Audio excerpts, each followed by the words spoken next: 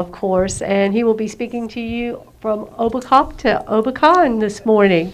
So let's give him a warm Westminster Canterbury welcome. One thing also, we do have handouts, and I know that we ran out of handouts. I will be making more copies after and have those down in the fitness center for any of those who did not get a copy of that. We will have those in our fitness center, in the Templeton Wellness Center. And also, when you begin to ask questions, I will be coming around with the microphone, so we'll be able to hear that as well. Thank you. Well, good morning. I hope everyone can hear. If any problem, let me know.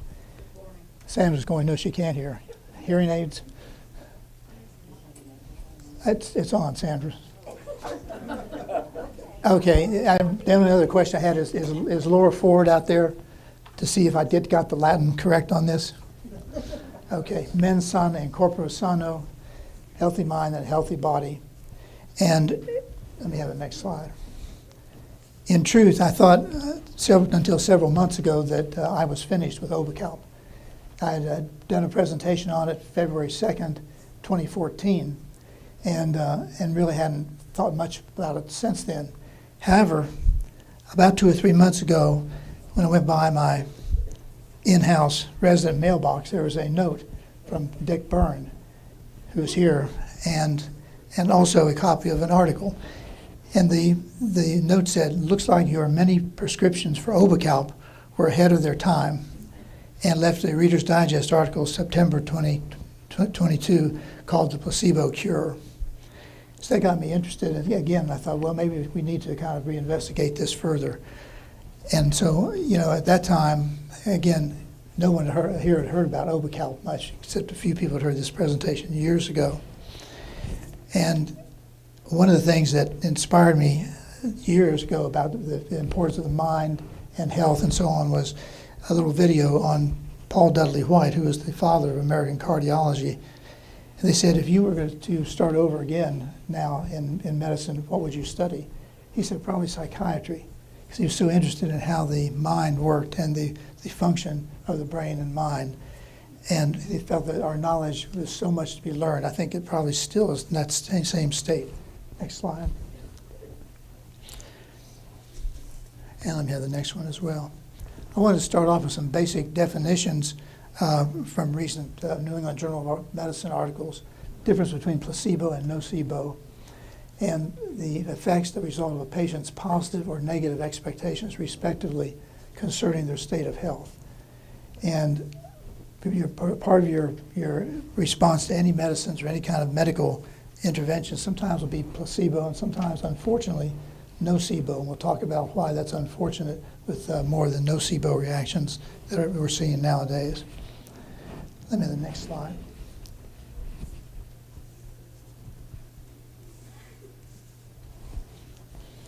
From about 72 to 74, my internship and year of residency before I went into the military, you could have summed up my interest in the placebo and Obecalp from this comedy of William Shakespeare's Much Ado About Nothing. Placebo, nothing, and what was all this stuff about it. The only thing that I found the placebo work helpful with was if you took a look at the adverse effects or events in a medicine and in the patient information, they would list the different side effects like nausea, vomiting, stomach upset, cough, and so on. And next to it, they would have the frequency of those side effects in the placebo group. So a placebo group would tell you, was it really a problem from the medicine, or was it something that is no more than just the patient's expectations and imaginations? That's the only benefit I thought with a placebo. A few other things were going on in our life, though, that made us think a little bit about the importance and maybe the strength of the mind. And one of those was September 2nd, 1973, when my oldest girl, Elizabeth, was born. And Sandra was taken care of by an OBGYN group in Durham. And the Dr. Peirce, who was the senior member, had gone to England and learned how to deliver under hypnosis. And I thought they would have classes of the different ladies who were still similar, far along in their course of the pregnancy, and have these classes, and they'll have them all meet. And I told Sandra, I said, I don't think you should go. because you're going to be too critical. It won't be very suggestible about all of this. And but lo and behold, on September 2nd, she delivered under hypnosis. I was sort of impressed.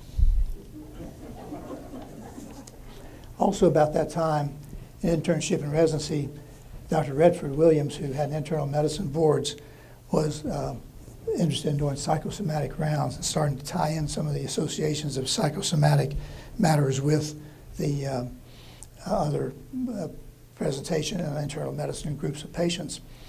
And frankly, I thought that overall this was an imposition and was a waste of time. And again, another thing which I was wrong about. Even at that time, probably about 25% of physical symptoms were felt to be psychosomatic, and over 80% of regular physical symptoms have some psychological stress, emotional component. If any of you all had any illnesses, you may agree. And if you take a look at we always reverse the spelling of the names, Obecalp, Placebo, Obecon, Nocebo, and stress backwards is desserts. Another nice way to look at this. The next slide.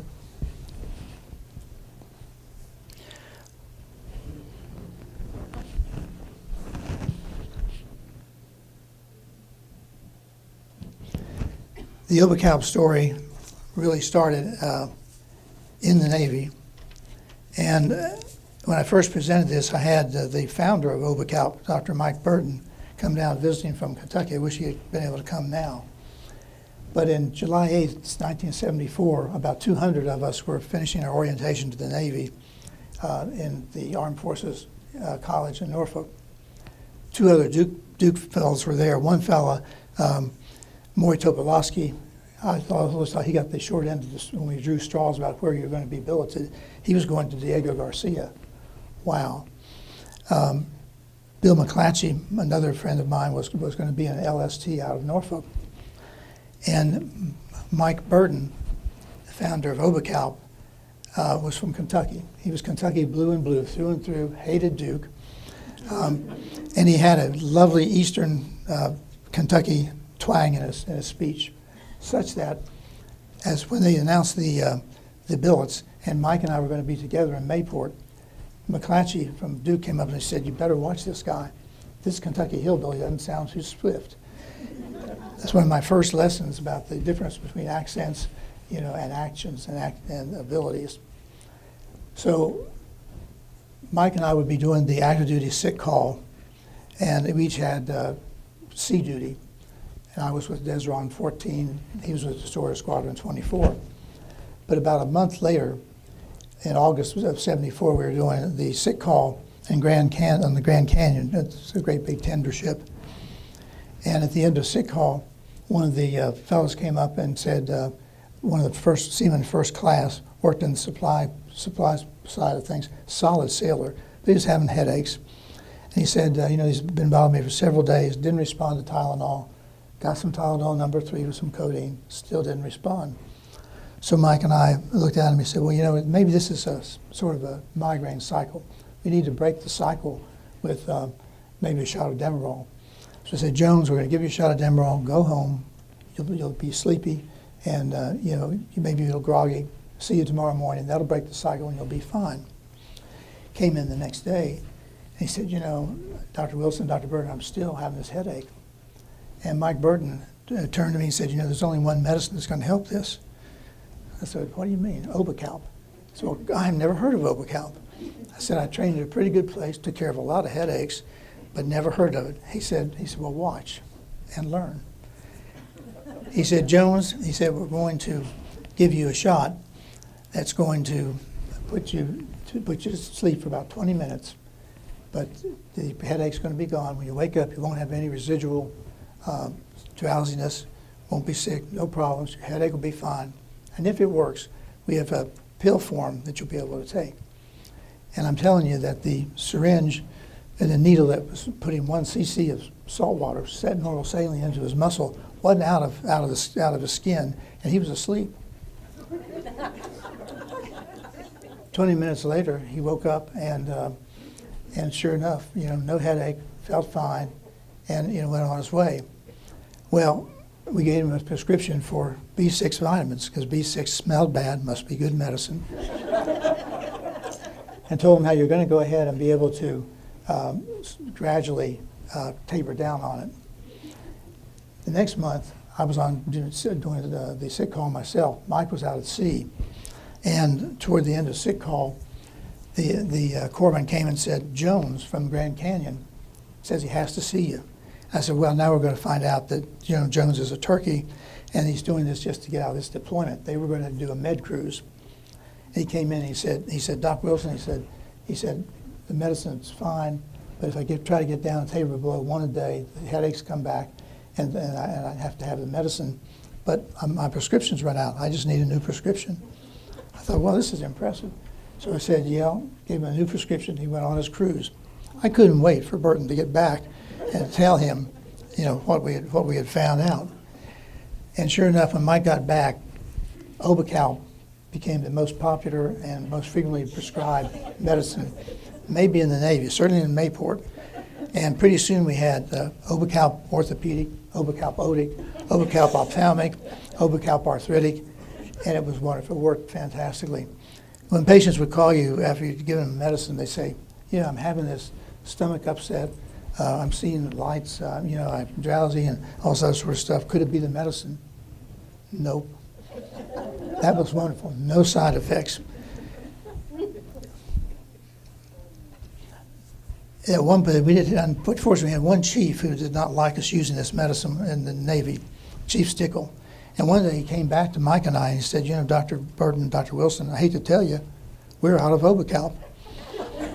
I said, Chief, how can you be out of nothing? So we used the little pink and blue placebo pills, worked just as well, did very, very well. The next year, the Navy decided it might be smart to separate Dr. Burton and myself. Mike went to a Marine base in Georgia, where I'm sure they were Obecalp to death. And I went back to the Navy Dependent Clinic, taking care of the retired folks and the dependents. One of the patients bothered me.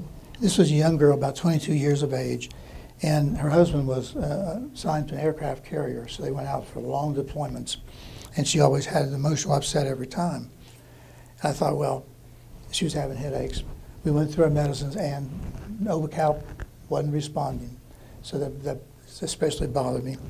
And then a lot of times I don't know if this happened to Joe Palmer, he was at Mayport or not, but it did to me, where they got fed up with the Navy doctors and they threw down the gauntlet. They said, I'm going to a private doctor in town, a real doctor. I said, okay. She went to Jacksonville and indeed went through a host of doctors, finally ended up with a neurologist in Jacksonville. And the neurologist went through all the various tests. At this time, there were no CT scans, no MRIs. But there was a test to look at the ventricles and get a sort of radiologic image of the brain called a pneumoencephalogram, PEG. Pneumoencephalogram involved taking spinal fluid out, putting air in place of that, and then angling the patient so that the air went up to the ventricles and outlined the ventricles. One thing you knew for sure from this, they were going to have the worst damn headache they'd ever had, and for 2 or 3 days they're going to be in the hospital with parenteral medicines for nausea, vomiting, and pain. And her test was negative. So the neurologist, I think a very good fellow, he went and told her, he said, we've gone through all these medicines. Now, was there ever any medicine that made any difference? Yeah, one. Guess what that was? Obecalp. And he said, I'm going to give you a prescription for that.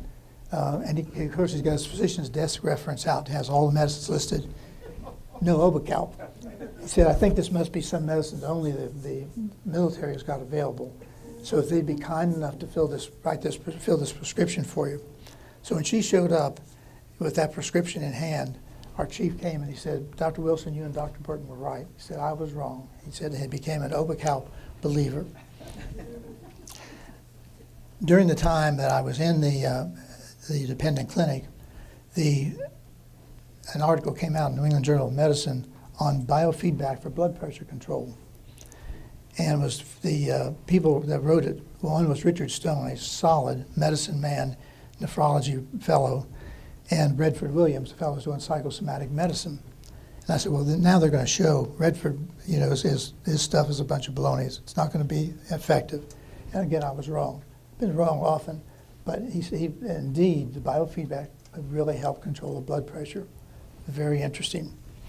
Got back to Duke, and we're starting to do a lot of open heart surgery. It was early enough that sometimes when they got everything set up, even after they had done a sternotomy and opened up the patient, maybe something would happen with the heart-lung machine, and they'd have to call off the operation. Invariably, that patient, when he woke up in the recovery room, his symptoms were much better. So even a sham operation had some placebo effect. 4 or 5 weeks later, he might go ahead and slip back into having the same symptoms. But for a while, it definitely had a placebo effect. Interesting. As a fellow in rheumatology, we had a man who was a pulpwood cutter out of eastern North Carolina. He was getting ready to lose his fingertips from Raynaud's phenomenon. We had tried all sorts of injections to try to open up the arteries. Nothing was working. And finally someone said in desperation, let's try biofeedback. And I said, oh, that's not going to work. I said, first of all, it's just a bunch of mumbo jumbo. And to tell you the truth, this pulpwood cutter from eastern North Carolina, I'm not sure he's smart enough to do biofeedback. Wrong again. He did, and it probably saved his fingertips. Very interesting. So that was another lesson. The next slide. Somebody said, did you always like doing injections? Yeah, I did. And there I am, getting ready to give another injection. That's not Obecalp. That's a nice cortisone injection. The next one, too. Then we started into Lynchburg Rheumatology from July 9th, 1979 to December 15th. And one of the most interesting cases was at the medical care center. One of my patients, who 93 years old, called, about 10 o'clock at night. She'd fallen out of bed, hit her head. Went in to see her, and she was a little disoriented. And this was a nice time in medicine. Because you know what you could do? You could say, I think I'm just going to put this patient in the hospital just to watch him. You didn't have, the government, hospital administration, everybody else saying, oh, you can't put him in, and all this other sort of stuff. You put him in and watched him. Fascinating. This woman stayed alert for about 4 days. She had a wonderful family. Her son came and washed her hair every week at the medical care center.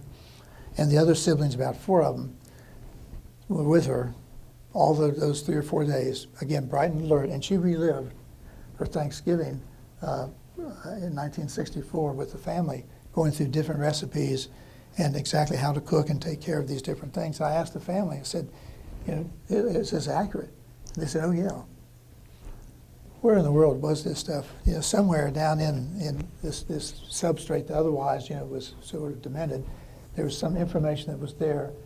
And so you have to wonder, how do you access this? How does this come about? In her case, a bit of a concussion brought it up. After 4 or 5 days, she slipped back into a demented state.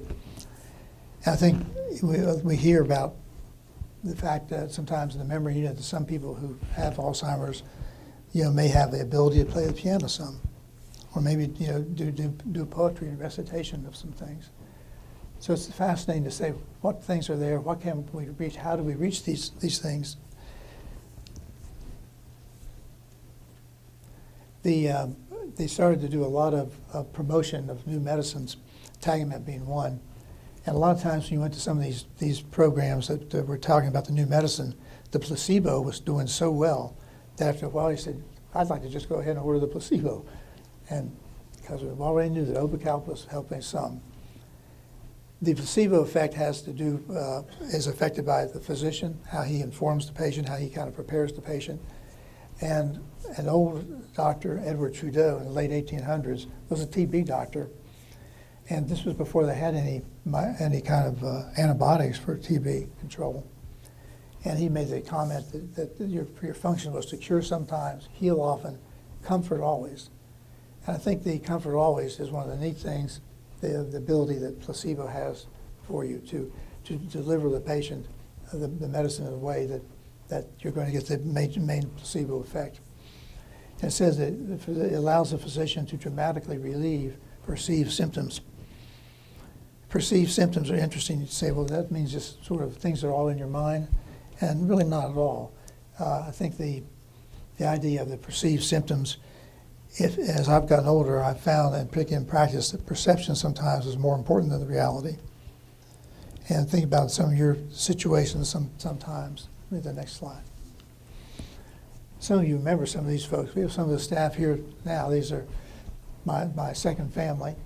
And some of them with me for 30 years. Magnificent group. And they were really the ones that made our operation go. The next slide.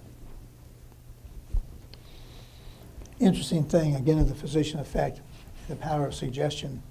And taking a look at studies where we had patients that were informed or uninformed about adverse effects and events with different medicines, found out that the use of statins, medicines for cholesterol control, many people on that, common side effect are muscle pain and weakness, and as an adverse effect.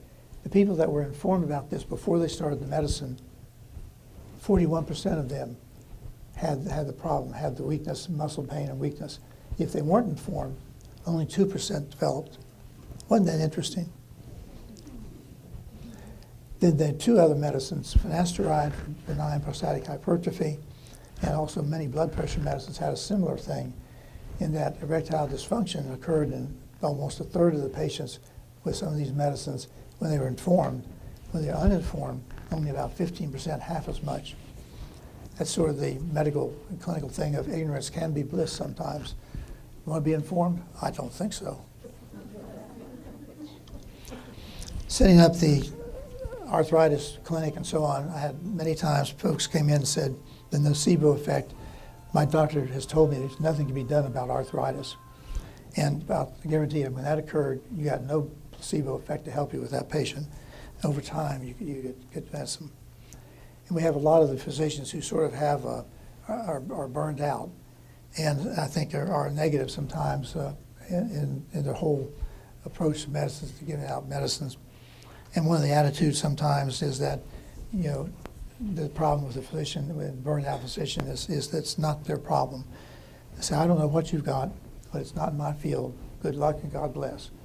And that's, you know, it's certainly incomplete. You don't get much placebo effect with that either.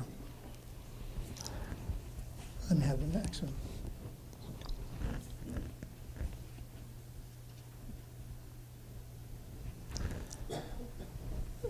Very interesting that a lot of the things that have to do with feeling better in general, as you might guess, maybe with laughter and humor, as part of it, probably has a placebo effect.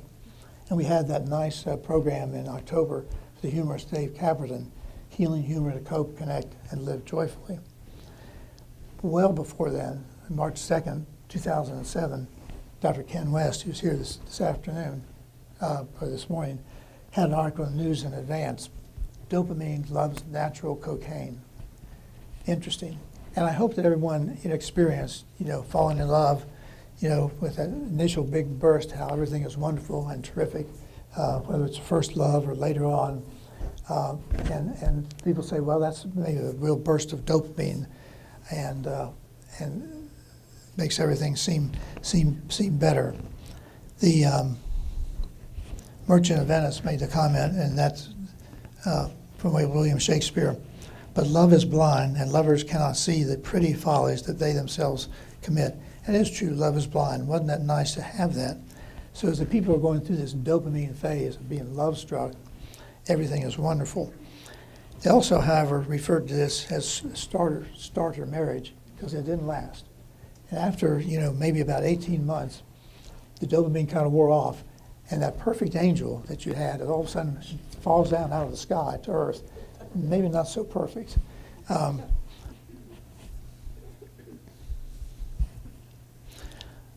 Art Buchwald, who the syndicated humorist years ago, had an article in U.S. News and World Report. He was in hospice for chronic renal failure, and he continued to do better and better and longer to the point that they did an article called Not Yet Dearly Departed. He did a book, Too Soon to Say Goodbye. That's a nice placebo effect, from this hospice situation. Norman Cousins had written about a similar thing with Anatomy of an Illness, patients with a type of inflammatory arthritis, a spondyloarthropathy, who likewise did better when they brought in things to sort of lighten up the humor and a lot of times there are no other medicines even available. So we really reached the point that the question is, to be informed, scared to death about medicines nowadays, particularly with the nocebo concept. And during the time that I was in practice, we had so many new medicines, non-steroidal anti-inflammatory medicines for arthritis. And I just standardly told the patients, this is a new medicine. If you have any problems like new skin rash, mouth sores, flu-like syndrome, stomach upset, anything out of the ordinary, give me a call. Let me know. If you can't get in touch with me right away, stay off the medicine until you can. The purpose of a sample is you don't waste your money on some medicine you don't tolerate, doesn't do you any good. So that was very nice. I think that was a very honest way to avoid some of those medicines. Things changed a great deal when we got into the biologic agents. And the biologic agents, the next slide, I'm sorry. The biologic agents, you see TV ads for these all the time, can be tremendously effective for psoriasis, all types of arthritis. And they spend using it in about a minute TV ad, about 15 seconds telling you about how great the medicine is, and then 45 seconds telling you about fatal brain disease that may occur with it, fatal infections, fungal or TB, and cancers and lymphomas. So, if you have anything that's going to make you less likely to respond to the medicine, I say that's it. We've had several patients with that, and recently I had a patient that asked me to help give her a biologic shot, come due for that shot, which we did. And looking at the list of placebo things that were listed, again, it's standard sort of rash, nasopharyngitis, cold, cough, and so on. A little different than the placebo. But the one thing that was different, they again had a whole section of information written about all these potential side effects. But I always used to tell the patient the most common side effect of those medicines was poverty. The cost of this injection was $28,000. Wow. And they say, well, but don't worry, insurance takes care of it. Well, eventually we know that all of us end up paying more and more for things like that. Gracious. So what we really have is the need for what we call full disclosure of these potential adverse effects without inducing the nocebo effects, without scaring you to death.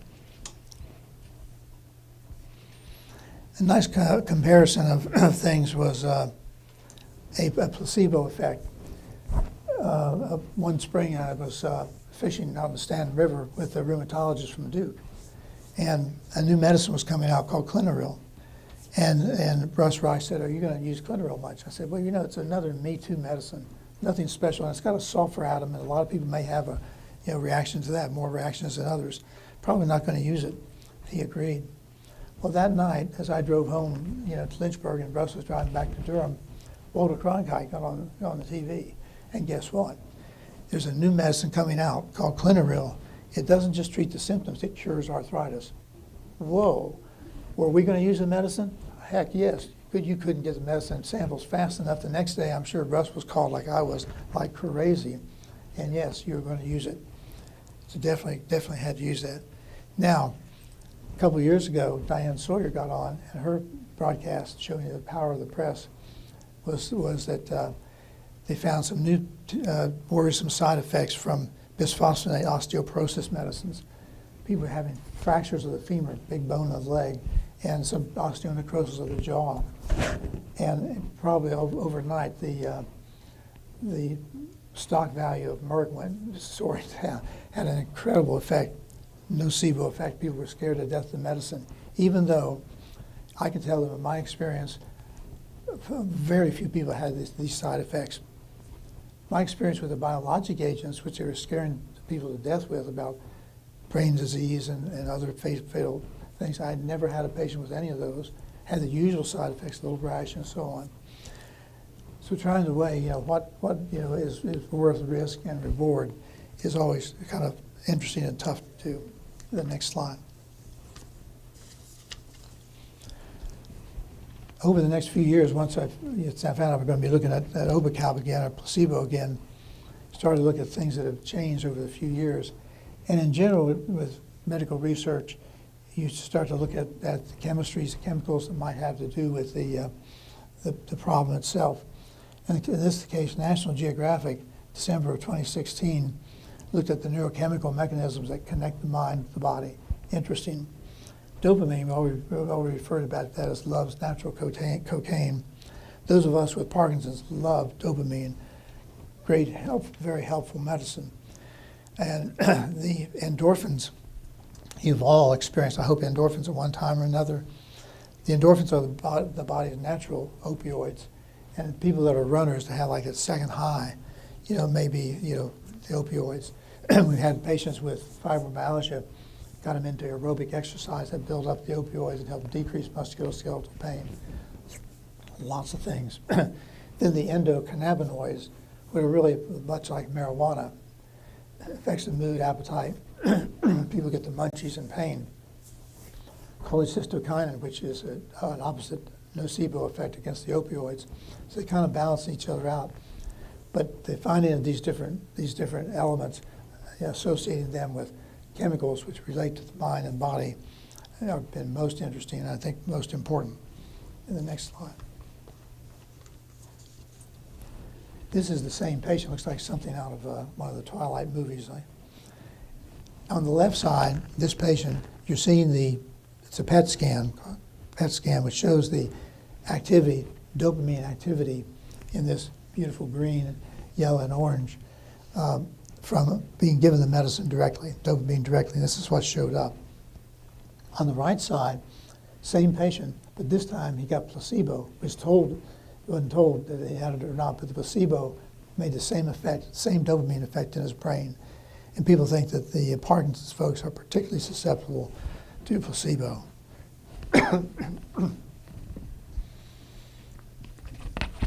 Time out, let me get a little drink here.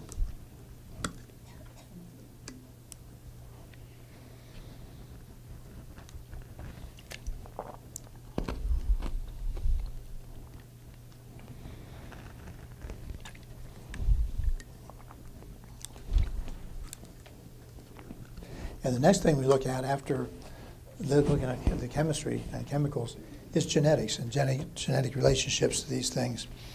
And a common enzyme, catechol-O-methyltransferase, you remember, the ones that have more valine by the genetic makeup as opposed to methionine as the genetic makeup, those people will degrade dopamine at a higher rate, dampens pain perception, less placebo responsive. But those with the methionine heavy enzyme have more response to the placebo effect, leaves more of the circulating dopamine. So interesting genetics and chemicals that we're beginning to appreciate and understand. The fascinating study was done with looking at irritable bowel syndrome, very common problem. A lot of typical sort of medicines that are used for it. But in this one study, they had a certain number of patients that they said, we're going to give you this pill that's a placebo that does absolutely nothing, has no effect at all, and compared them to people that they didn't give the nothing pill to. And 35% of people that had nothing pill were doing better, but 65% of those that knew they were getting a pill that had nothing in it did better. Again, I think it was just the delivery, by the physician. I think maybe the physician effect. So we sort of had gotten to the point where what we're really saying is we like to keep an open mind about things, and that's what we're going to do in talking about complementary and alternative therapies. I hope everyone will speak up about what things they have found helpful. And so we want to keep an open mind about those things. And the next thing is, how do we open the mind? How do we go ahead and investigate these things further? And Bill Gale and I have shared, some books about some of these things that people look at. And, back in the 60s, Timothy Leary, was very popular with as far as LSD and things, tune in, turn on, and drop out. And probably really hurt what would have been, a real good basic investigation, the use of some of these medicines to maybe open up and expand and explain the mind. And we have another thing, the book here, The Memory Thief, where people with exposure to some drugs had a strange sudden effect on part of the brain, the hippocampus. It could have complete loss of their recent memory. Very interesting as well. And I wanted to mainly share time at the end to have everybody start to let me know about what your experiences are. In the next slide there. What your experiences are with different types of therapies, alternative therapies, and how do you think they're working? I have nothing except an open mind about these after the experiences that I've seen and had. Questions?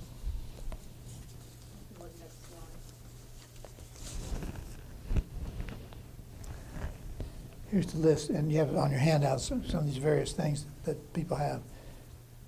David Cannon, this was the integrative medicine. He's my physician, fraternity brother. I've known him as long as I've known Obecalp. Has anybody tried placebo on long COVID?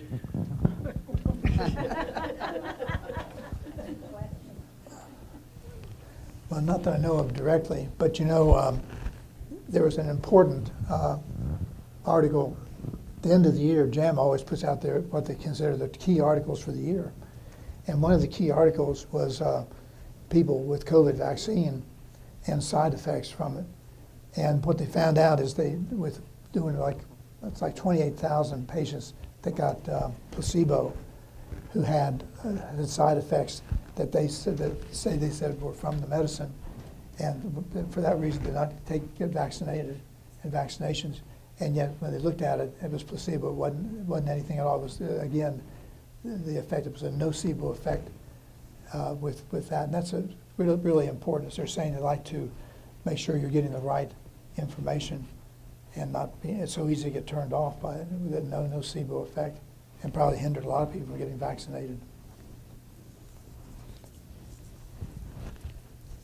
Yes, good.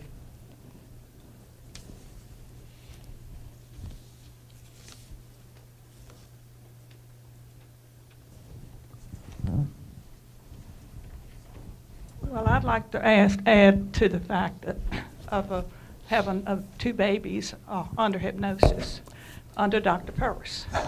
And my feeling about it was I was petrified as a child after doing the process of having a tonsillectomy at the age of 4.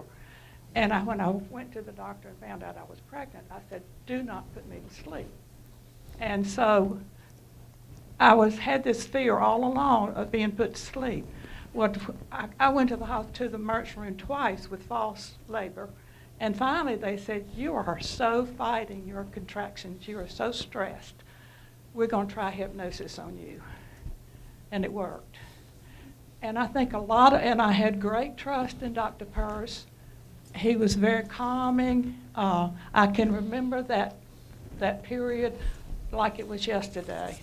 But I think a lot of it had to do with the fact that I had to let go of my fear and then to trust him. And that, to me, was the mind working.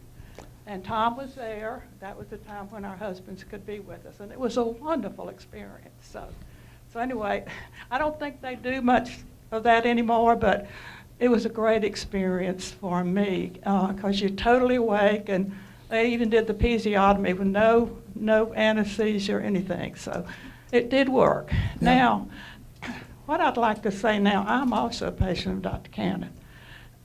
And I also have a daughter who is a teacher, or she's certified in energy medicine. She's trained under Donna Eden, who began the program. And she has their exercises that you can do daily, and it's called the Donna Eden Daily Exercise. And you can get this on YouTube, and it takes about 7 minutes to do. And so it's like tapping, and you can, over a period of time, it's supposed, and I try to do this daily. You have to make time in your day to do it, but if anybody's interested in that, it's worth a try, because it's the one point that is really good for your immune system is an area that you do right under your breath line. I don't like to use that with the men, but that's where it is. And so right now we do need a lot of that. And then also your thymus, which is right here, And so those are things that we can do. It's free, it's easy, and unfortunately, I don't know anybody here in Lynchburg that does it, but if you just look up Donna Eden on YouTube, I really would highly recommend it. Thanks, Fran. I really thought that Sandra, at the time that she was delivering, always said, I think when real pain hits, she's going to call for an epidural instead of Houdini. But she went all the way through hypnosis to take care of the delivery. What was the makeup of the placebo? B6 vitamins. We apparently wiped out all the B6 vitamins in the Navy in about 2 or 3 months. Yeah, because it smelled bad and it was very effective. I'd had other experiences with Dr. Peirce, and one of the books that I wrote talks about when Sandra was about 3 months pregnant, first child, and geez, nobody's going to have any confidence in me at all when I tell them some of these stories, will they? Well, in any event, right at 3 months, the next day we're planning to call our parents and tell that her folks, you're going to have your first grandchild, in another 6 months or so.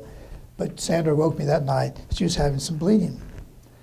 And I said, and they have a green manual. You can't do anything wrong with that unless you follow the green manual, unless you're a physician. You can screw it up easily. And so it said, call whoever's on call. Who's on call? Dr. Peirce. Well, he's so old and he's so tired. I don't want to bother him, at midnight or something like that. Just let it go. If it's a spontaneous abortion or something like that, it's just going to happen, and so on. Okay, so about an hour or two later, she said, and then there I passed some material. What should I do? The green manual says clearly, collect any of that stuff to us. You can show it to the doctor the next day. Just go ahead and flush it down because there'll be plenty of that. Don't worry about that. So the next day we called to the hospital, and Dr. Peirce unfortunately had not left call that night. He was still there. And he says, so-and-so, why didn't you call me?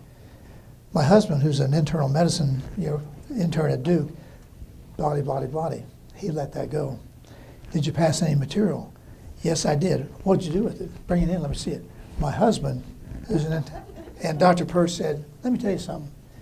He said, internal medicine doctors don't know anything about OBGYN, which I retired right before he fired me, so it worked out quite well. So, what a great guy, and we have other wonderful stories about that group. Thank goodness.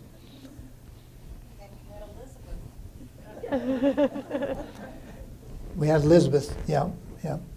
6 months later, and she's always been able to count to 20 with all of her digits. That's nice.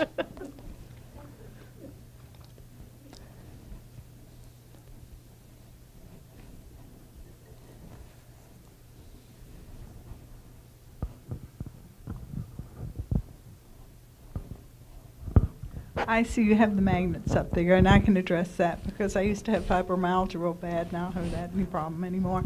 And I sleep on magnets, and I use them for everything. And I know there was one of the doctors at the hospital when we were in Greenville that the person had migraines so bad, and they couldn't do anything about it, and they put a magnetic strip around their head, and it took care of their migraines. So I think there are alternative things that can help.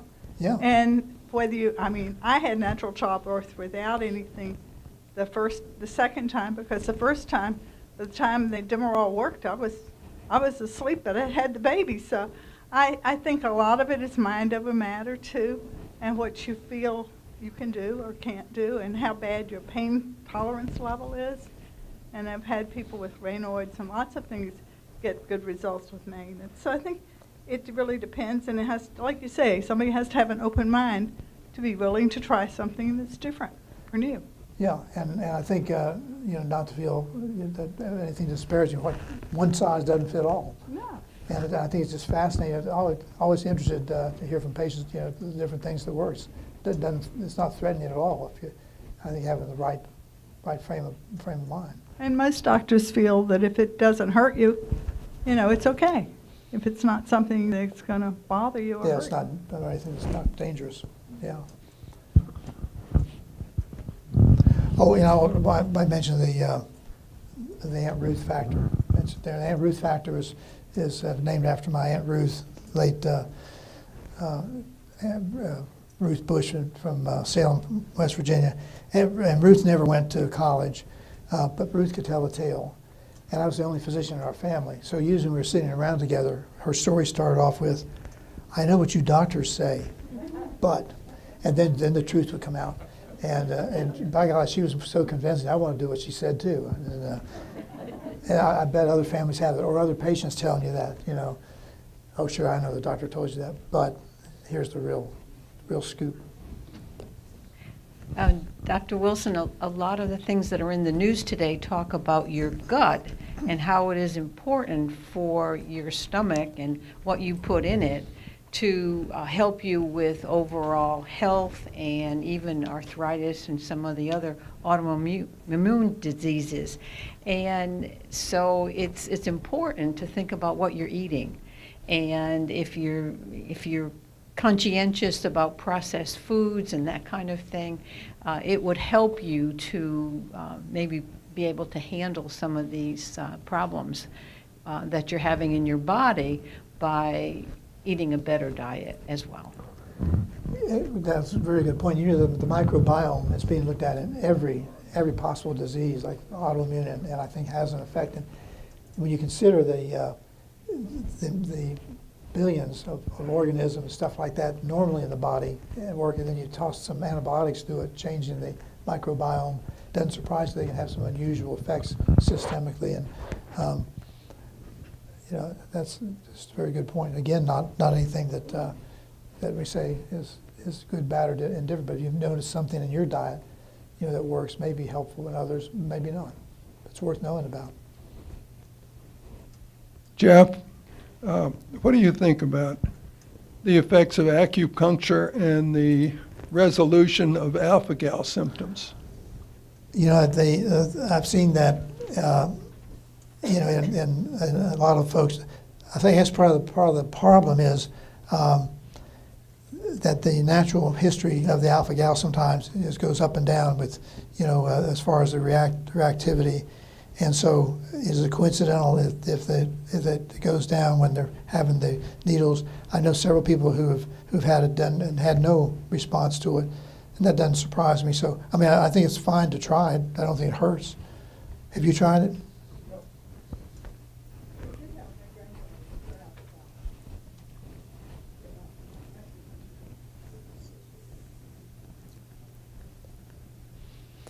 And are you all familiar with that? Anybody else tried that for alpha-gal? The real trouble also with alpha-gal is it's still way underdiagnosed. And My sister did that. it did what? And it cured her. Well, don't get another tick bite, because sometimes those things will come back and bite you.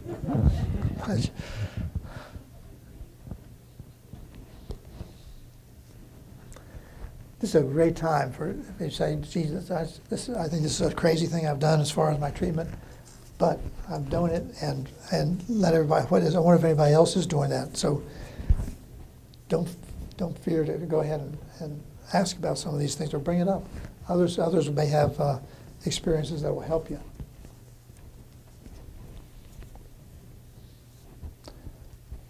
Yes, we left all this extra time, particularly to talk about our alternative and complementary therapies. Kamora, what about your folks that you've tried on the magnets therapy and?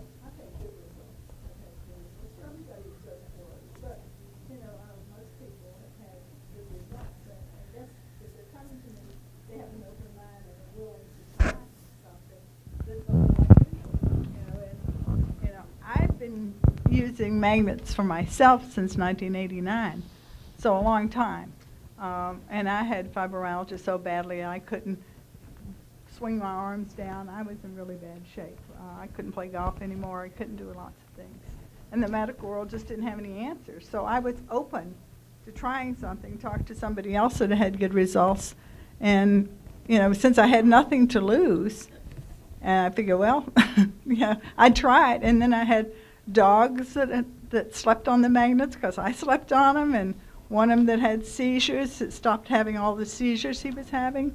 So you know, there are a lot of things that affect the brain. It can help. It didn't help Larry with his Parkinson's, you know, so, you know, it doesn't cure everything. It helps the body start to heal itself. It brings more blood circulation to an area and helps the body with doing things like that.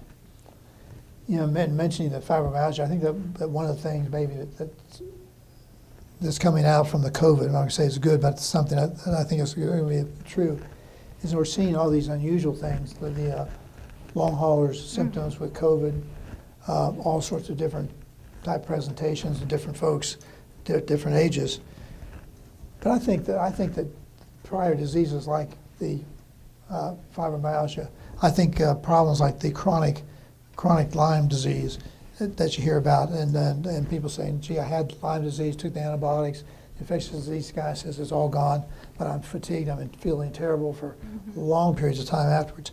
I think these things are still kicked off by different viruses, and I think the same with fibromyalgia. And sometimes feel like it's Epstein-Barr virus. So, Yeah. you know, there are a lot of theories as to what causes different things and what helps the body get well. And like Jerry says, the food is part of what you are, what you eat. I mean, a lot of people feel you are what you eat. So if you're not eating good for you things, and you know, that can affect how your body reacts. And I think they had another study recently again about EB virus associated with MS. Mm-hmm. Is that right? And so, Jerry.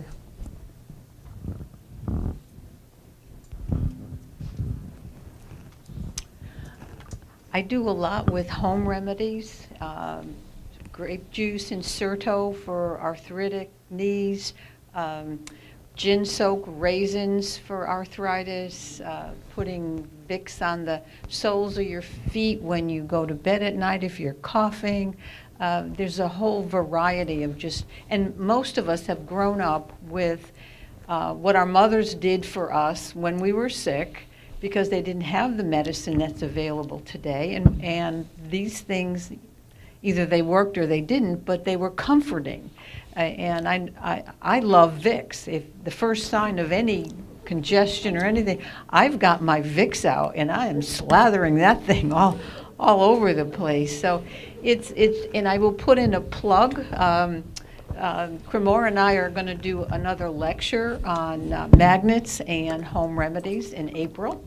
So if you missed the last one that we did, it's going to be a lot of the similar things, maybe a few new things. But anyway, just to whet your appetite and let you know what's coming in April.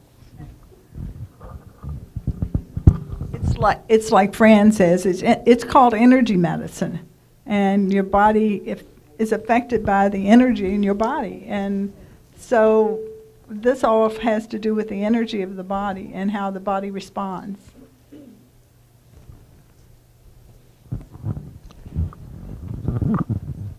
I think it'd be nice to again know different folks that are looking at different things and you know, approach them and talk to them about it.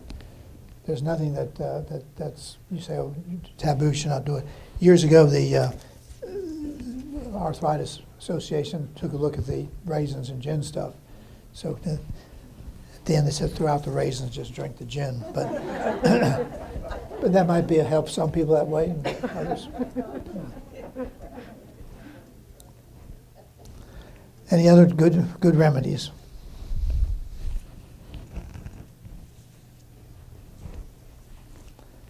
Well, release them. Thank you, everyone, for coming.